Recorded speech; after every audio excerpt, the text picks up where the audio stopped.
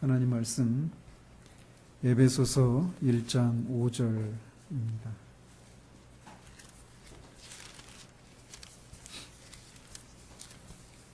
에베소서 1장 5절 한 절입니다.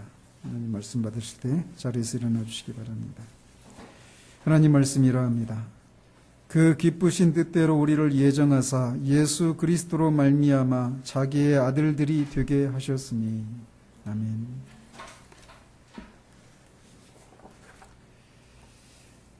지난주에는 하나님이 우리를 창세전에 그리스도 안에서 선택하신 것에는 목적이 있다는 사실에 대해서 살펴보았습니다. 하나님이 창세전에 그리스도 안에서 우리를 선택하신 목적은 우리가 하나님을 사랑하며 그분과 동행하고 교제를 나누도록 하기 위함이다라고 말씀드렸습니다. 그런데 그 하나님은 거룩하신 분이시기 때문에 그분과 동행하고 교제를 나누기 위해서는 우리가 흠이 없고 거룩한 그런 사람이 되어야 한다라는 것도 그런 사실에 대해서 우리가 말씀을 나눴습니다. 허물과 죄로 죽어 있고 또 하나님과 원수된 죄인이 이렇게 하나님을 사랑하고 하나님과 교제를 나누게 된다라고 하는 것은 타락하기 전에 아담이 누렸던 지위를 회복하는 것을 의미합니다. 여러분, 성경학교에서 우리 주일학교 아이들에게도 말씀을 전했듯이 구원에는 원래의 상태를 회복한다라고 하는 그런 개념이 들어 있습니다. 원상 회복이라고 말씀드렸죠. 그래서 4절에서는 타락하기 전에 아담의 지위를 회복하는 것이 선택의 목적임을 밝히고 있습니다. 그러나 구원의 최소한이 원상 회복이지 구원의 궁극적인 목적이 원상 회복하는 것에 멈추지 않는다라고 하는 것을 여기 5절에서 사도는 우리에게 말해주고 있습니다. 구원은 원상을 회복하는 것 이상이라는 거예요. 즉 타락하기 전 아담의 지위를 회복하는 것 이상이 구원이 담고 있는 의미라는 것입니다. 그래서 사도는 하나님의 선택이 타락하기 전에 아담의 지위를 회복하는 것에서 그치지 않고 그 이상이라고 하는 것을 오늘 5절에서 우리에게 말해주고 있습니다. 그것은 구원받은 자들이 거룩하고 흠이 없는 상태로 하나님 앞에 서게 될 때 그가 하나님의 아들들로 서게 된다라고 하는 내용입니다. 즉 구원받는다라고 하는 것의 이 궁극적인 목적은 우리가 하나님의 아들들이 된다라고 하는 것이에요. 타락하기 전에 아담은 죄가 없는 완전한 상태로 창조되었습니다. 그는 모든 피조물 위에 뛰어난 만물의 영장으로서 창조되었고 에덴 동산이라고 하는 낙원에서 하나님과 교제를 나누는 그런 지위와 특권을 누렸습니다. 타락하기 전에 아담이 누렸던 그런 지위와 특권을 우리가 언뜻 보면 구원받은 우리의 지위보다 나은 것처럼 보입니다. 그는 낙원에 살았고 하나님과 타락하기 전에 아담은 하나님을 즐거워하고 하나님 하나님과 교제하는 것을 즐거워했던 그런 상태 가운데 있었어요. 그러나 구원받은 우리라고 하더라도 우리 안에서 그런 갈등이 있단 말이죠. 그런 싸움이 있단 말이죠. 그리고 우리는 낙원이 아닌 이 가시와 엉겅퀴가 나는 이 세상에서 살고 있어서 언뜻 보면 타락하기 전에 아담이 구원받은 우리보다 나은 것처럼 보인단 말이죠. 그러나 실상은 그렇지가 않습니다. 그리스도인은 그리스도 안에서 아담과는 다른 지위와 특권을 받은 사람들이라고 사도는 말합니다. 사도는 고린도전서 15장 47절에서 아담을 이렇게 묘사합니다. 첫사람은 땅에서 났으니 흙에 속한 사람이거니와 라고 말을 합니다. 그런데 그리스도인은 그리스도 안에 있는 사람들입니다. 그래서 그리스도 안에 있는 사람들이 그리스도인인데 그리스도를 또 그 같은 절에서 뭐라고 말을 하고 있느냐면 둘째 사람은 하늘에서 나셨다라고 말하고 있습니다. 즉 둘째 사람인 마지막 아담이신 예수 그리스도는 하늘에서 나신 분이라는 거예요. 즉 하늘에 속한 분이라는 거죠. 따라서 이렇게 하늘에서 나신 그리스도 안에 있는 그리스도인들도 하늘로부터 난 사람들입니다. 즉 우리가 지난번 3절을 살피면서 말씀드린 것처럼 하늘에 속한 사람들이에요. 아담은 모든 만물 위에 뛰어난 그런 만물의 영장이었고 낙원에 살았고 죄가 없는 완전한 상태로 지음을 받은 사람이었음에도 불구하고 흙에 속한 사람이었습니다. 그러나 그리스도인은 한때는 아담 안에 있어서 흙에 속한 사람들이었지만 이제 그리스도 안에 있어서 하늘에 속한 사람이 되었다라는 거예요. 그런 면에서 아담이 언뜻 보면 우리보다 더 우월한 지위 가운데 있는 것처럼 보이지만 그렇지 않다라는 것입니다. 뿐만 아니라 아담은 무죄한 상태로 지음을 받은 존재이지만 신의 성품을 소유하지는 못했습니다. 그러나 이에 비해서 그리스도인은 베드로 사도가 말하는 것처럼 신의 성품에 참여한 자들이라고 말을 합니다. 즉 거듭남을 통해서 신의 성품에 참여한 사람들이 그리스도인이라고 말을 하고 있어요. 또 말씀드린 것처럼 아담은 이렇게 뛰어나고 영광스러운 지위와 특권을 소유했음에도 불구하고 결국은 타락하고 말았습니다. 그래서 그의 지위와 특권을 잃어버리고 말았어요. 그러나 그리스도인은 결코 타락해서 하나님으로부터 떨어져 나가는 그런 일이 일어날 수 없는 그런 존재라고 하는 측면에서도 그리스도인의 지위는 아담의 지위보다 우월하다는 것을 우리는 알아야 합니다. 우리 아버지 되시는 하나님은 만유보다 크신 분이시기 때문에 아무도 아버지 손에서 우리를 빼앗을 수가 없습니다. 이런 면에서 그리스도인의 지위는 아담의 지위와 특권보다 더 우월한 지위와 특권을 가지고 있다라는 것입니다. 즉 그리스도인은 단순히 타락해서 아담에 속한 사람들이 가지고 있는 그런 죄의 비참함과 그 결과들을 해결해서 타락하기 전에 아담의 상태로 회복하는 것 정도를 넘어서서 아담도 누리지 못했던 그런 지위와 특권을 가지고 있는 사람들이 그리스도인이라고 말을 하고 있다는 거예요. 그런데 사도는 그리스도인이 하나님의 아들들이 되는 길은 예수 그리스도로 말미암아 된다라고 말을 합니다. 사도 요한도 영접하는 자, 곧 그 이름을 믿는 자들에게는 하나님의 자녀가 되는 권세를 주셨으니라고 말을 합니다.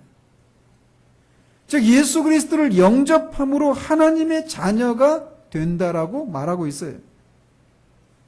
그런데 하나님은 모든 인류를 창조하셨기 때문에 모든 사람의 아버지가 되신다라고도 말할 수 있습니다.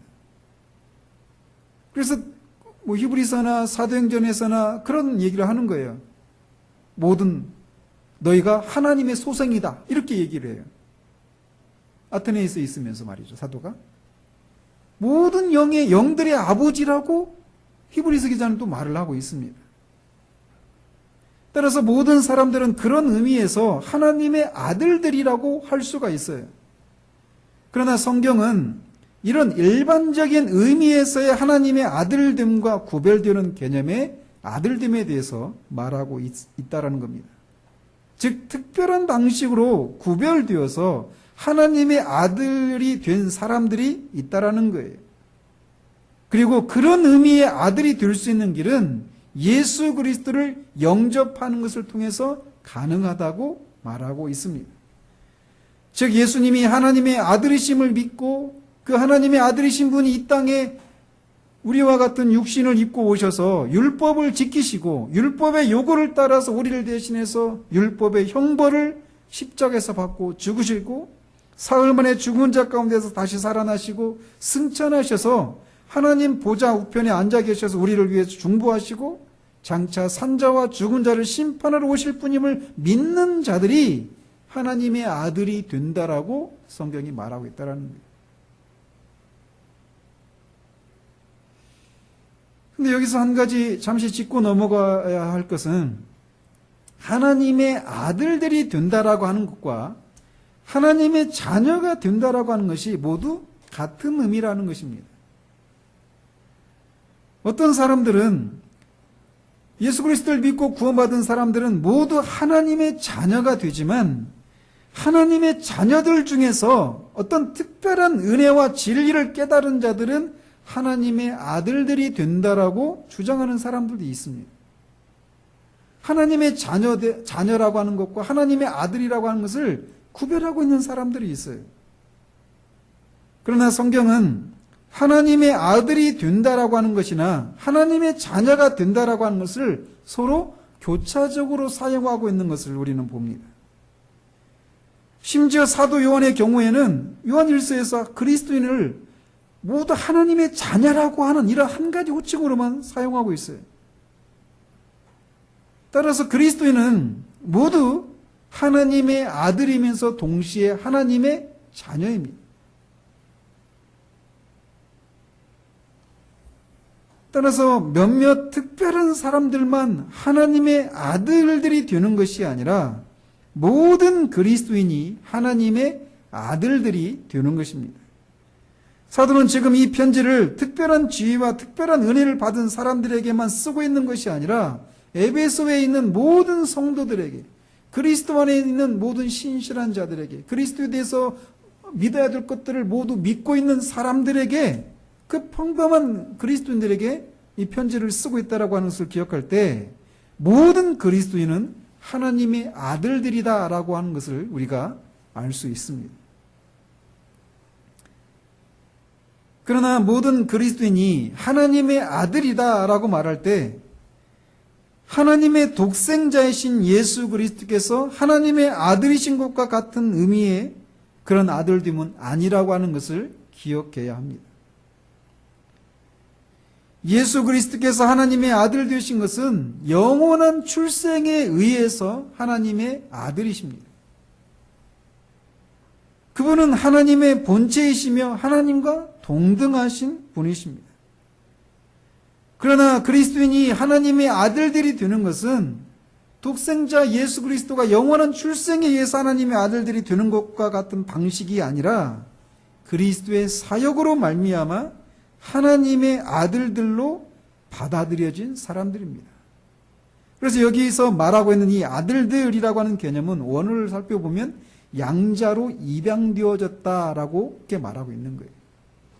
예수 그리스도의 아들 되심과 그리스도인이 하나님의 아들 된다라고 하는 것은 그렇게 차이가 있다라는 것입니다.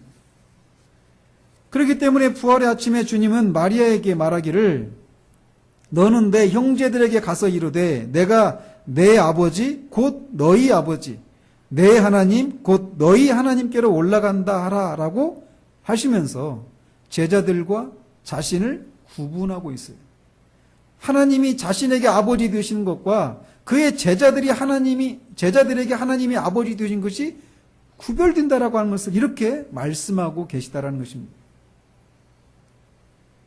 따라서 우리가 하나님의 아들들이 되었다라고 하는 것은 우리가 하나님과 같은 신이 되었다라고 하는 것을 의미하지 않는 것이라는 겁니다. 비록 우리가 거듭남을 통해서 신의 성품에 참여한 사람들이 되었지만 이것이 우리가 신이 되었다라고 하는 것을, 하나님이 되었다라고 하는 것을 의미하지 않는다라는 것입니다. 우리가 영화롭게 되었을 때도 우리는 영원히 피조물의 지위를 벗어나서 하나님이 되는 그런 의미의 하나님의 아들들이 된 것이 아닙니다. 너희 안에 있는 신성을 일깨워서 신이 될 것을 요구하는 뉴 에이지의 시대에 우리는 살고 있어서 또 가톨릭 일부에서는 이렇게 우리가 구원받는 것을 신이 되는 것으로 데이피케이션이라고 하거든요. 그렇게 말을 하는데 그런 의미의 하나님의 아들들이 되는 것이 아니다라는 것입니다. 우리는 영원토록 영원 속에서도 하나님의 아들 되신 분과 양자가 되어서 하나님의 아들 된 우리 사이에 있는 그 존재의 간격을 잊지 말아야 합니다. 따라서 우리가 하나님의 아들이 된다라고 하는 것은 하나님의 양자로 받아들여졌다라고 하는 것을 의미합니다. 여기 양자라고 하는 개념은 로마 시민권자인 사도 바울에게는 매우 익숙한 개념입니다. 이 양자됨은 법적인 지위와 그에 따른 특권과 관련된 그런 개념입니다. 그래서 어떤 사람이 대부분 양자가 되면 어린 나이에 되잖아요. 그죠? 이제 베너라고 하는 영화 보면은 베너가 장성에서 로마의 원로원의 양자가 되죠. 그죠? 근데 이 로마법에 따르면 어떤 사람이 양자가 되면 그는 그 즉시 자신을 양자로 삼은 사람의 성을 따르게 됩니다. 그래서 베너 하는데 그 베너가 허라고 하는 사람의 아들이라는 뜻이에요. 그런데 그렇게 양자가 되면 자신을 양자로 삼은 사람의 성을 따르게 되고 자신을 양자로 삼은 사람의 재산에 대한 권리를 확보하게 됩니다. 이와 동시에 그렇게 어떤 사람을 양자로 삼은 사람은 그 사람을 자신의 아들이 되니까 그에게 아버지로서의 권한을 행사하게 됩니다. 따라서 이 양자라고 하는 개념은 법적인 용어예요. 그래서 관계와 신분을 강조하는 말이라고 할 수 있단 말이죠. 다른 말로 양자가 된 사람은 자신의 양아버지와 양자가 된 자신의 내면이 양아버지의 성품과 같아지는 것을 의미하지는 않는단 말이에요.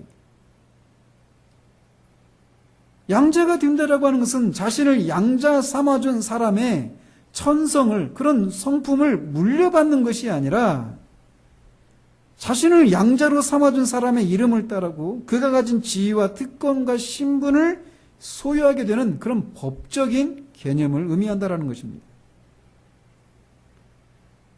사도는 여기서 특별히 이 그런 법적인 개념을 가지고 있는 양자라고 하는 개념을 사용하고 있단 말이에요.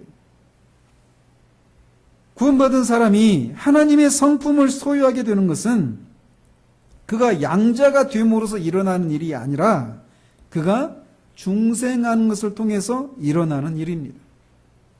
성령께서 구원받은 사람 안에 거하게 되고 그가 신의 성품에 참여하게 되는 거듭남을 통해서 그는 하나님의 자녀로서의 성품을 소유하게 되고 하나님의 자녀가 됩니다. 그러나 양자가 됨으로써는 성품을 물려받는 것이 아니라는 거예요. 다시 말씀드리지만 이것은 성품을 물려받는 것이 아니라 법적인 지위와 신분에 강조점을 둔 용어입니다.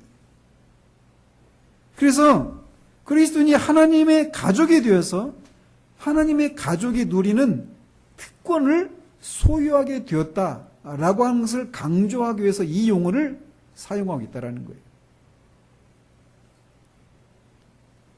사도가 하나님의 자녀가 되었다라고 하는 그런 용어를 사용하지 않고 양자라고 하는 용어를 사용한 것은 이 편지를 받고 있는 그리스도인들로 하여금 그들의 지위와 특권이 무엇인지를 알게 하고자 함입니다. 몇 번 말씀을 드렸지만 이 편지를 받는 에베소 교인들과 이 편지를 돌려보게 될 초대교회 성도들은 대부분 그들의 신분과 지위가 매우 비천했던 사람들이었습니다. 그들 중에는 노예인 사람들도 굉장히 많았어요. 그래서 우리가 뒤에서 보면 노예들이 상전을 어떻게 돼야 되는지 이런 것을 권면을 해야 되는 그런 상황이었단 말이죠.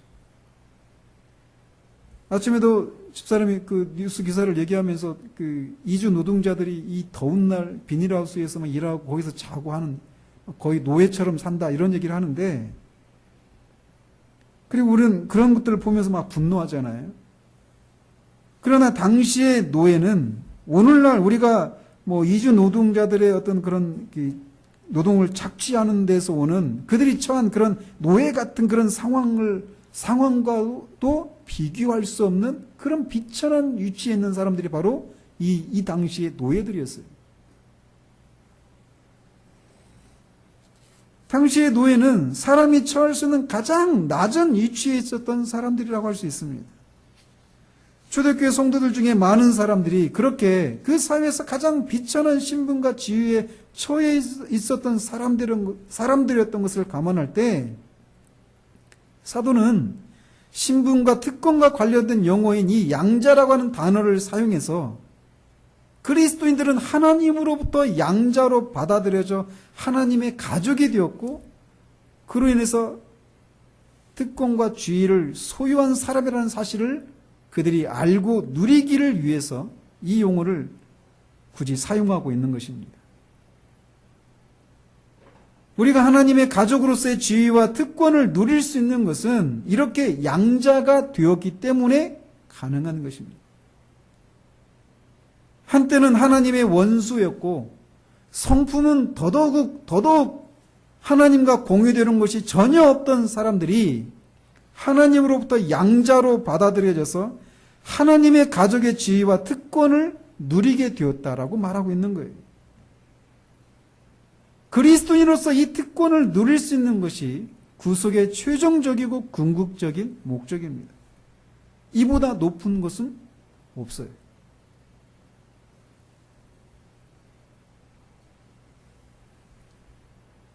왜냐하면 우리를 양자 삼으신 분은 이 우주를 창조하신 창조주 하나님이시고 이 세상의 왕이시고 심판주이신 분이십니다. 그분 안에 모든 선과 부유함과 복이 있어요. 그것을 사도는 앞에서 하늘에 속한 모든 신령한 복이라고 표현을 했는데 그것을 누릴 수 있는 것은 우리가 양자가 되었기 때문에 가능하다라는 것입니다. 부모가 없는 고아가 비록 가난하지만 사랑이 많은 사람의 양자로 받아들여서 그의 사랑과 돌봄을 받고 살아가는 것도 그 아이의 입장에서는 크게 감사할 일일 것입니다. 그러나 그리스도인은 사랑이 많지만 가난한 사람의 양자가 되는 것이 아니라 모든 부와 복의 근원, 복의 창조주와 근원이 되신 분의 양자가 되어서 그분이 소유하신 모든 복을 누릴 수 있는 특권을 소유하게 되었다라고 말하고 있다라는 거예요. 우리가 비참한 가운데 처해 있었던 것은 우리가 하나님을 대적하고 하나님의 법을 어긴 죄 때문입니다.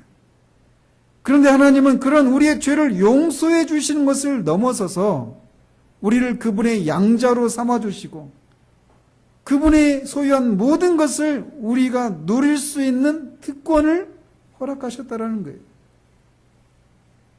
그렇기 때문에 우리가 양자가 되었다라고 하는 이 사실은 우리를 향한 하나님의 사랑의 극치라고도 말할 수 있습니다. 그래서 사도 요한은 보라, 아버지께서 어떤 사랑을 우리에게 베푸사 하나님의 자녀라 일컬음을 받게 하셨는가. 우리가 그러하도다.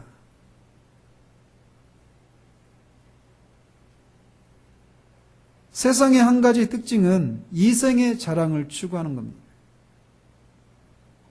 이생의 자랑이란 얼마나 많은 것을 소유하고 있고 얼마나 많은 것들을 이루어냈는가, 이런 것들을 가지고 자랑하는 것을 말하는 거예요.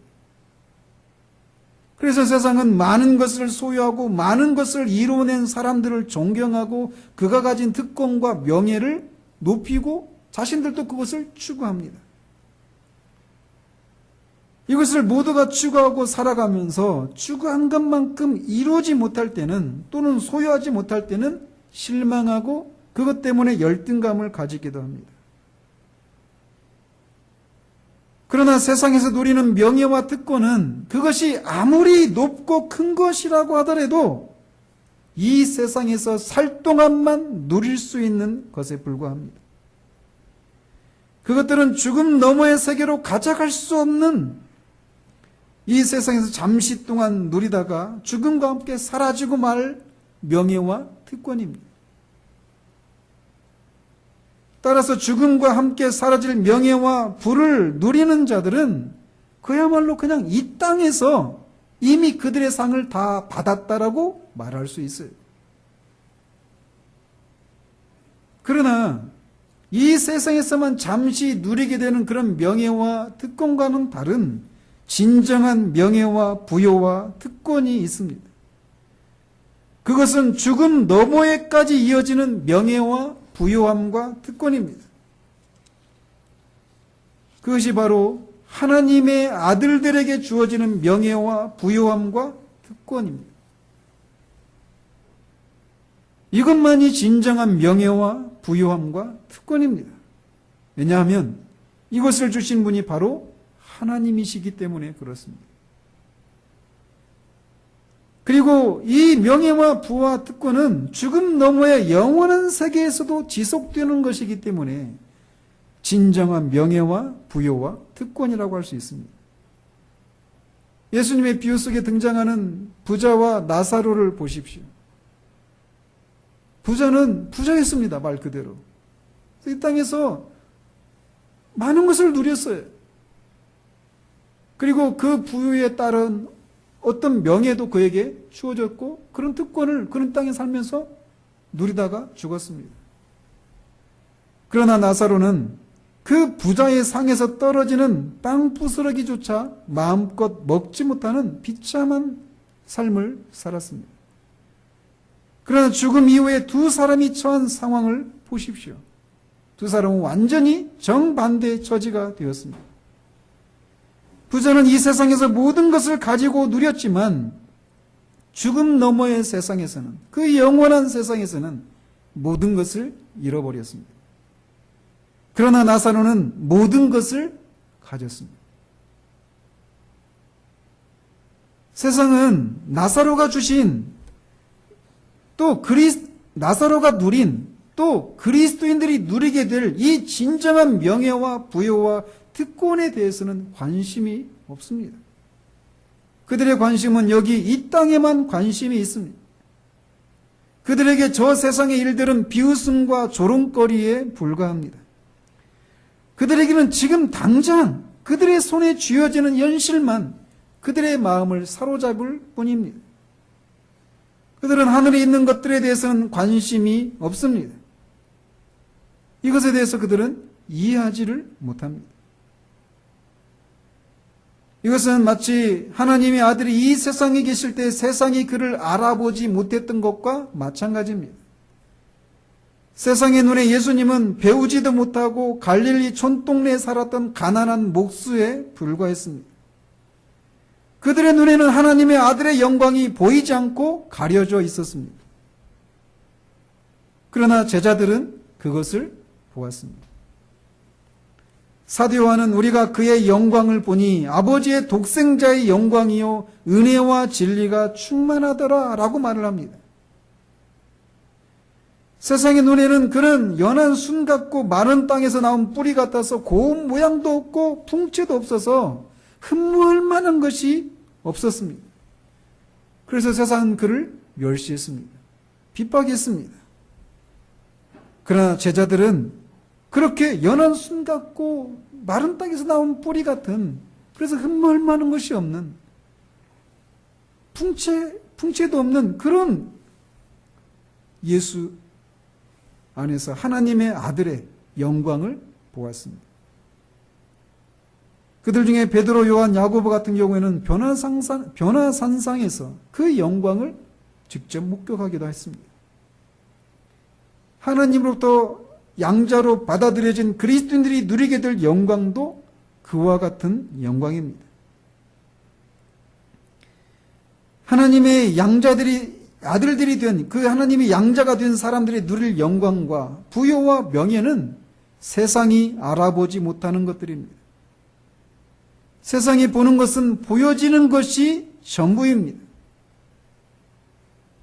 그렇기 때문에 세상은 언제나 이 진정한 명예와 부요와 특권을 가진 그리스도인들을 그들의 주인 되시는 분인 예수 그리스도를 알아보지 못한 것처럼 알아보지 못합니다. 그들의 눈에는 이런 진정한 명예와 부여와 특권을 가진 그리스도인들이 어리석은 사람으로 보여집니다.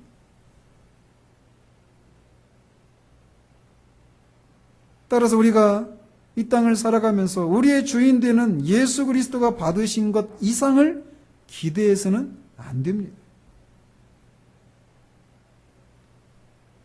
하나님이 그가 양자 삼으신 자들에게 주신 영광은 세상의 눈에는, 육에 속한 사람들의 눈에는 보이지 않는 그런 영광이요 특권입니다. 그렇다면 양자가 된 사람들이 누리게 되는 특권 혹은 양자가 되었다라고 하는 어떤 표지가 무엇일까요? 첫 번째로 그것은 우리들이 하나님의 이름을 가졌다라고 하는 것을 말합니다. 좀 전에도 말씀드린 대로 양자가 되는 사람은 자신을 양자로 삼아준 사람의 이름을 취하게 됩니다. 그리고 그의 가족의 일원이 되고 그가 소유한 것들을 그 즉시 누릴 수 있고 또 그것을 주장할 수 있는 특권을 소유하게 됩니다. 마찬가지로 하나님으로부터 양자로 받아들여진 우리 그리스도인들도 하나님의 이름을 가지게 됩니다. 즉 하나님의 권속, 하나님의 가족이 된다라는 것이에요. 우리는 우주의 왕이신 분의 가족이요 자녀들입니다. 즉 왕의 자녀들이에요. 세상의 눈이 가려졌기 때문에 아무리 우리를 알아보지 못하고 우리를 멸시하고 조롱해도 우리가 그들 앞에서 기죽지 않고 의기소침하지 않아야 될 이유는, 또는 않아야 될 이유는 바로 우리가 하나님의 이름을 소유한 하나님의 가족, 왕의 자녀가 되었다는 사실 때문에 그렇습니다. 우리가 하나님의 이름을 소유했다라고 하는 것은 하나님이 우리를 위하신다라고 하는 것을 의미합니다.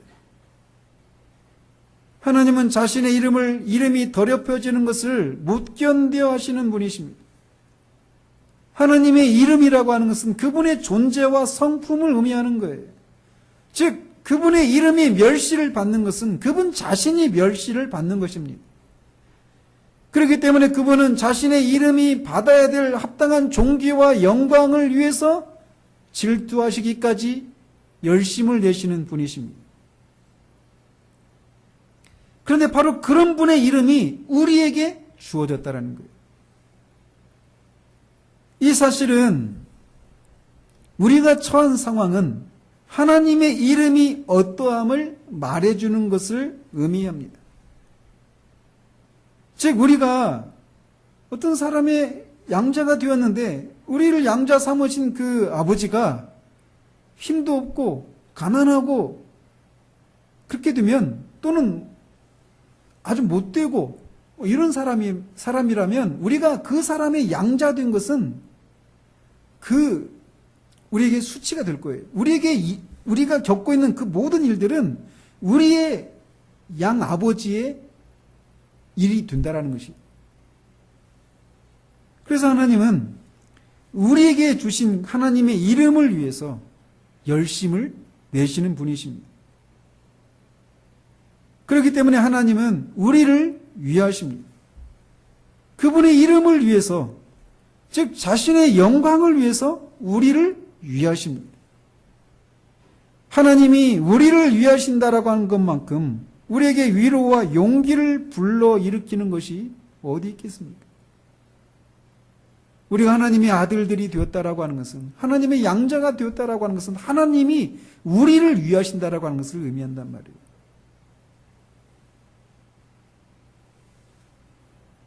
우리가 우리 자녀들을 키우면서 그렇잖아요. 아이들이 입고 있는 옷이랄지, 아이들의 어떤 교육 수준이랄지, 어떤 그들의 인격과 성품과 그들이 처한 그 상황들을 보면서 때로는 그 아이들이 막 말을 함부로 하고 행동거지가 바르지 못하고, 또는 깨끗이 씻지도 않고 사람들한테 무례하고 이런 것들을 볼 때 우리가 막 수치를 느끼잖아요. 부모된 우리가. 그래서 우리를 위해서라도 그 아이들을 위한단 말이에요. 하나님은 우리의 아버지십니다. 우리에게 하나님의 이름을 주셨어요. 그래서 우리를 위하십니다. 그 사실은 아까 앞에서도 말씀드린 것처럼 우리가 그것을 주장할 수 있는 특권이 있다라고 하는 사실로 우리가 거기까지 나아가야 합니다. 즉 하나님의 이름이 우리에게 걸려 있으니까 우리가 하나님을 위해서 정말 바르게 살아야지, 이것도 바라요. 그것도 생각 반드시 있어야 됩니다. 그런데 그것보다 먼저 하나님이 우리를 위하신다라고 하는 것이 우리의 삶 가운데서 드러나서 하나님이 정말 그런 분이라고 하는 것을 드러내기를 위해서 우리는 하나님이 우리의 아버지시라고 하는 것이 드러나지 못하고 있는 현실을 인해서 그것을 드러내주기를 위해서 기도할 수 있는 데까지 나가야 한다는 거예요. 우리가 그런 사람들입니다. 우리가 하나님의 이름을 소유했다라고 하는 것은 우리가 하나님의 징계를 받는 사람이라고 하는 것을 의미합니다. 징계를 받는 것이 어떻게 양자디움의 특권이라고 할 수 있는가라고 생각하기 쉽습니다. 그러나 히브리서 기자는 주께서 그 사랑하시는 자를 징계하시고 그가 받아들이시는 아들마다 채찍질하심이라 하였으니 너희가 참음은 징계를 받기 위함이라. 하나님이 아들과 같이 너희를 대우하시나니 어찌 아버지가 징계하지 않는 아들이 있으리요. 징계는 다 받는 것이거늘 너희에게 없으면 사생자요 친아들이 아니니라 라고 말을 합니다. 징계는 아프고 슬프고 즐겁지 않은 일입니다. 그러나 하나님은 이런 징계를 통해서 연단받은 자들에게서 의와 평강의 열매를 맺어서 하나님을 영화롭게 하시는 분이십니다.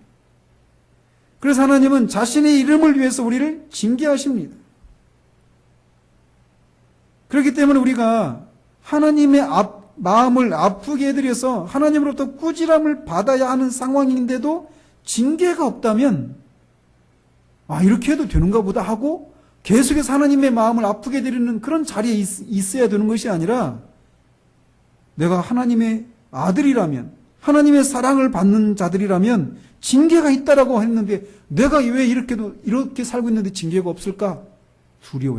두려워해야 된다라는 것이에요.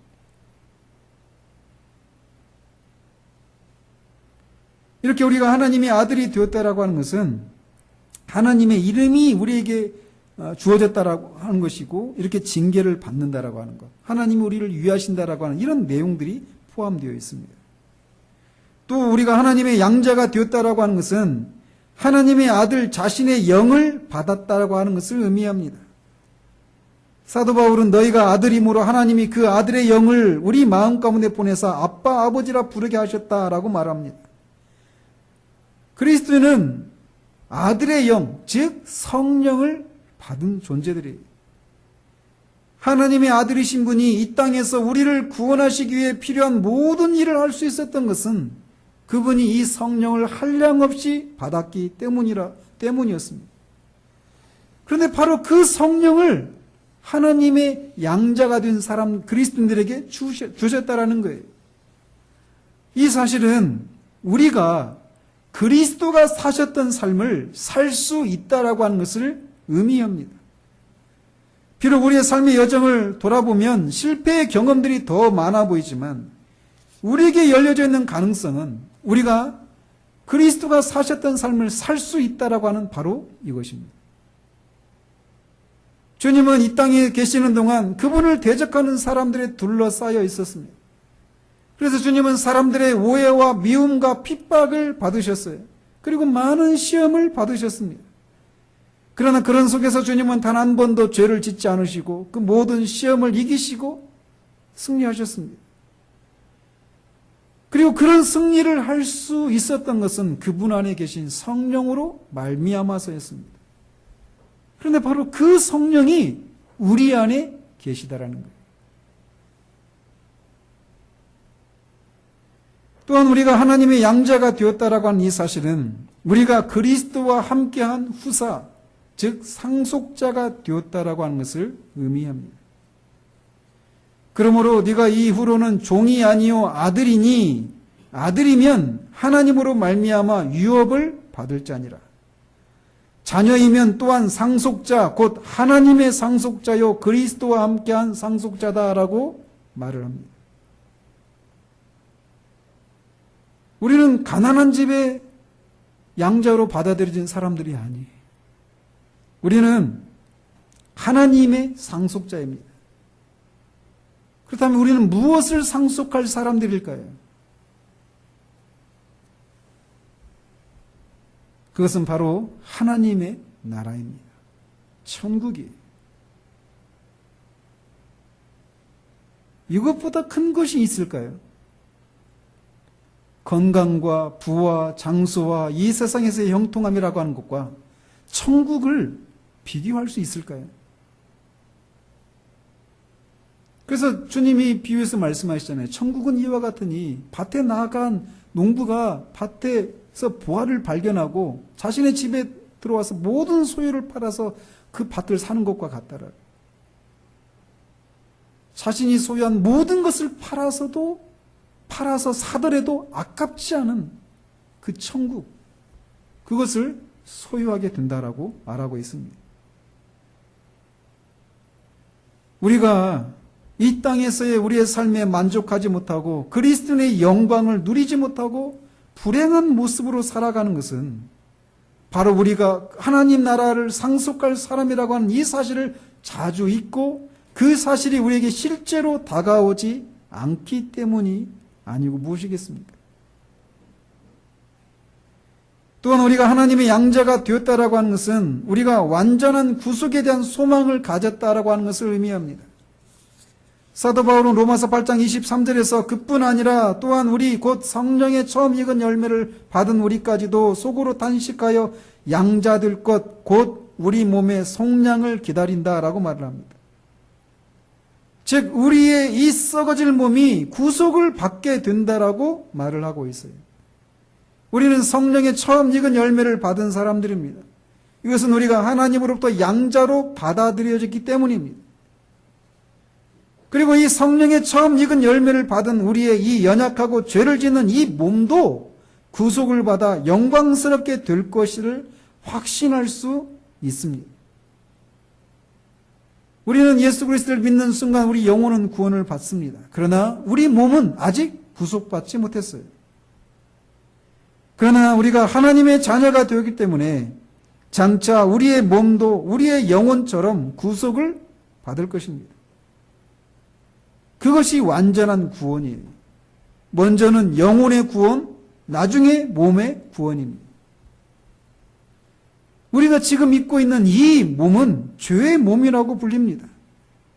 그렇기 때문에 죄가 거하는 곳이라고 불리는 몸이기도 합니다. 그래서 우리 영혼이 하나님을 기쁘시게 해드리고자 하지만 우리 몸이 연약하여서 그것을 하지 못해서 우리는 늘 탄식합니다. 주님을 위해 우리의 손과 발을 들이기를 원하고 주님 원하지만 그렇게 하지를 못해요. 주님과 기도 가운데 오랜 시간을 보내기를 원하지만 우리의 몸이 따르지 못하는 일들이 이 땅에서는 언제나 있습니다. 그것이 우리의 고통이고 슬픔이고 부끄러움입니다. 그러나 우리의 이 연약한 몸에 더 이상 죄가 거할 수 없는 날이 옵니다. 우리의 몸이 하나님을 섬기고 그분을 기쁘시게 하고 그분과 막힘이 없는 교제를 나누는데 아무런 장애나 방해가 되지 않는 그런 몸을 입게 될 날이 온다라는 거예요. 그것이 가능한 것은 우리가 하나님의 아들들이 되었기 때문이라는 것이죠. 사도는 우리가 하나님의 아들들이 되기 때문에 장차 세상을 판단하고 심지어 천사들까지도 판단할 것이라고 고린도 교인들에게 말을 합니다. 고린도 교인들은 세상에서 어떤 사람들이었습니까? 사도는 그들에게 대해서 이렇게 말을 합니다. 형제들아 너희를 부르심을 보라. 육체를 따라 지혜로운 자가 많지 아니하며 능한 자가 많지 아니하며 문벌 좋은 자가 많지 아니하도다. 그러나 하나님께서 세상에 미련한 것들을 택하사 지혜 있는 자들을 부끄럽게 하려 하시고 세상에 약한 것들을 택하사 강한 것들을 부끄럽게 하려 하시며 하나님께서 세상에 천한 것들과 멸시받는 것들과 없는 것들을 택하사 있는 것들을 폐하려 하시나니라고 말을 합니다. 우리들 같지 않아요? 그들은 미련한 자들이었고 약한 자들이었고 천하고 멸시받고 없는 자들이라고 불리는 사람들이었습니다. 그런데 그들이 장차 세상을 심판하고 천사들을 판단할 것이라고 말하고 있다는 거예요. 왜요? 무슨 자격으로? 그들이 하나님의 자녀가 되었기 때문이에요. 하나님의 아들들이 되었기 때문에. 우리 주님이 이 땅에 계시는 동안에는 천사보다 못한 모습으로 계셨지만 구속을 성취하시고 부활하시고 승천하셔서 하나님이 모든 이름에 뛰어난 이름을 주셨습니다. 주님은 천사보다 뛰어난 이름을 우리 주님에게 주셨어요. 그런 것처럼 우리도 주님처럼 천사보다 못한 모습으로 이 땅을 살아가지만 우리가 장차 천사도 판단하게 될 사람이라는 거예요. 그렇게 될 수 있는 이유는 우리가 하나님의 양자가 되었기 때문이라는 것이죠. 사실 우리는 하나님의 아들이 되었다라고 하는 것이 의미하는 것을 온전히 이해할 수는 없습니다.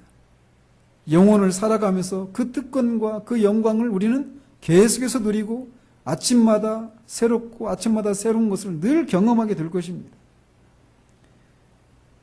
그러나 비록 우리가 이 하나님의 양자가 되었다, 아들들이 되었다라고 하는 것을 온전히 이해할 수 없을지는 몰라도 우리는 이것이 무엇인지를 인식할 수 있습니다. 그리고 이 특권을, 양자됨의 특권을 누릴 수 있고 누려야 합니다. 따라서 우리가 하나님의 양자가 되었다면 우리에게 요구되어지는 것은 우리는 더 이상 하나님을 종의 영을 가진 사람처럼 알아서는 안 된다라는 것입니다. 그리스도인은 양자의 영을 가진 사람들이에요. 지난주에도 말씀드린 것처럼 한 사람이 거듭났는가 거듭나지 않았는가를 알 수 있는 표지가 있어요. 그 중에 하나가 성령을 소유했다라는 것입니다. 성령을 소유했다라고 하는 것을 가장 잘 드러내는 것이 무엇이냐? 성령을 로마서 8장 15절에서는 양자의 영이라고 불러요. 그래서 성령을 소유한 사람들은 하나님을 아빠, 아버지라고 부른단 말이에요. 하나님은 우리의 아버지이십니다.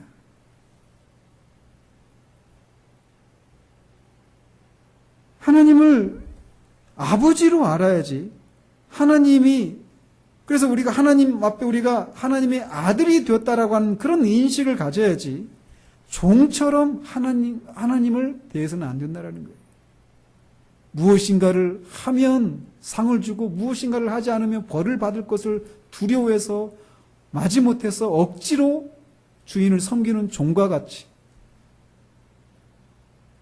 자기에게 주어진 일만 그냥 하는 데서 머무르는 그런 종과 같은 그런 모습을, 그런 관계를 누려서는 안 된다라는 것입니다.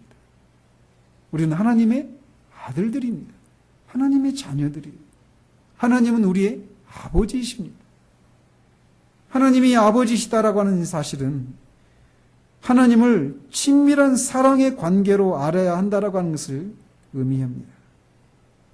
물론 앞에서도 말씀드린 것처럼 우리가 예수 그리스도의 아들 되신 것과 구별되는 방식의 아들됨이지만 우리가 하나님과 아버지와 아들과의 그런 양자지만 그런 아들의 관계가 되었기 때문에 우리가 해야 될 것은 그 하나님과 친밀함을 힘껏 누리는 것이라는 거예요. 세상에서의 우리의 위치가 어떠하든지 우리가 우주의 왕이신 하나님의 아들들이라고 하는 이 사실을 힘껏 누리는 것을 통해 하나님의 은혜의 영광을 드러내야 한다는 거예요. 우리가 하나님의 아들이라고 하는 이 진정한 명예와 부요함과 특권을 부끄러워하지 않고 하나님의 아들됨의 명예를 지키며 살아갈 때 하나님은 우리를 명예롭게 하십니다. 사도는 이 편지를 받고 있는 사람들로 하여금 누구의 아들이라고 말하는 것 자체가 부끄러운 노예이기 때문에 자기 아버지가 노예인 사람들, 자기 아버지가 세상에서 비천하고 정말 내세울 만한 것이 없는 대부분의 그 교인들에게, 그리스도인들에게 너희들의 주인은 우주의 왕이신 하나님이 너희들의 아버지시다. 너희들을 그분의 아들들로 삼아주셔서 하나님의 가족으로 삼아주셨고 하나님의 가족으로서의 그런 특권과 그런 돌보심과 그런 영광을 누릴 사람들이라고 하는 것을 알고 그들이 누리기를 위해서 이 편지를 쓰고 있는 것입니다. 우리도 이 사실들을 알고 힘껏 누려야 돼요. 종의 영이 아니라 아들의 영을 소유한 사람으로서 이것을 위해 우리를 그리스도 안에서 자기의 아들 삼아주신 하나님을 찬양하도록 하십시다. 기도하겠습니다. 하나님 아버지, 정말 우리에게 지혜와 계시의 영을 허락해 주셔서 우리가 이 에베소서를 살피면서 하나님께서 그리스도를 통해서 우리에게 허락하신 그 영광스러움이 무엇인지를 아는 지식을 성령께서 더 밝히 드러내 주시기를 소원합니다.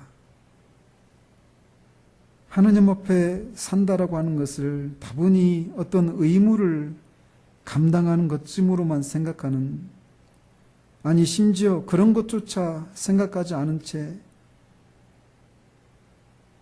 살면서도 자신을 그리스도인이라고 생각하는 사람들이 넘쳐나는 이 시대 가운데 하나님, 우리가 이 그리스도인의 영광스러움들을 밝히 알아서 그것을 힘껏 누리는 사람들이 될 수 있도록 주님 도우시옵소서. 얼마나 자주 우리도 이 세상처럼 이 땅에 계셨던 주님을 보이는 대로만 알았던 세상처럼, 세상 사람들처럼 우리 자신에 대해서도 그리스도인이 되었다라고 하는 우리 자신들을 바라보는 시각이 사도가 우리에게 말해주는 것과 같은 시각으로 바라보지 못하고 세상이 바라보는 방식으로 우리들을 바라보아서 얼마나 자주 의기소침해지고 우울해하고 그렇게 불행한 모습으로 살아가는 경우들이 많은지 모릅니다. 하오니 하나님, 우리를 불쌍히 여겨주셔서 하나님이 그리스도 안에서 이뤄놓으신 그 영광스러움을 우리가 알고 힘껏 누릴 수 있도록 그것들을 더 밝히 우리 가운데 드러내 주시기를 소원합니다. 정말 이 세상 한복판에서 우리가 보이는 것이 전부인 것처럼 살아가는 이 세상 사람들과 구별된 방식으로 살아갈 수 있도록 하나님 우리를 이끌어 주시기를 소원합니다. 그래서 우리에게서 정말 하나님이 하신 일들이 얼마나 놀랍고 은혜롭고 영광스러운지를 조금이라도 드러내서 하나님의 마음을 시원하게 드리는 그런 우리 모두 될 수 있도록 주님 도우시기를 원합니다. 예수 그리스도 이름으로 기도합니다. 아멘.